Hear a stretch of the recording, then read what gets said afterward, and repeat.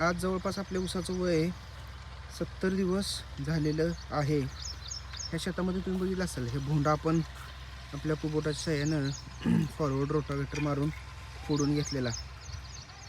त्यानंतर त्याला एक आता पाटानं आपण पाणी दिले.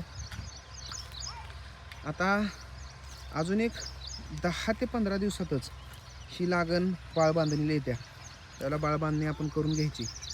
फुटव्याची परिस्थिती पण आपल्याला जेवढी पाहिजे, जसा फुटवा पाहिजे तसा फुटवा ह्या प्लॉटमध्ये आपल्याला झालेला दिसतोय.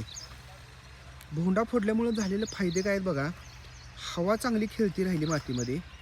जमीन जी घट्ट झालेली ती घट्ट झालेली जमीन मऊ झाली. त्यामुळं हवा चांगली खेळती राहिलं, एरिएशन चांगल्या पद्धतीनं बनणं, तर ह्या गोष्टी चांगल्या जाणवल्या प्लॉटमध्ये. म्हणून हा मधला भोंडा लवकरात लवकर एकदा आपण फोडून घेणं गरजेचं आहे. तर आता या 70 दिवसाच्या मानानं प्लॉटची ग्रोथ अशी सुंदर आहे. आपण फुटव्यांची जाडी बिडी जर बघितली तर फुटव्याची जाडी वगैरे पण तुम्हाला एकदम चांगली सुंदर दिसेल. आता ह्याच्यामध्ये नंतर परत रासायनिक खतं तर आपण ह्याला सगळ्या ह्या प्लॉटला ड्रिपमधूनच देतो आहे. ड्रिपमधनं रासायनिक खतांचं नियोजन आता अजून आपण चालू ठेवलं आहे. ही बघा, ह्या पद्धतीनं कोंबांना जाडी आलेली आहे.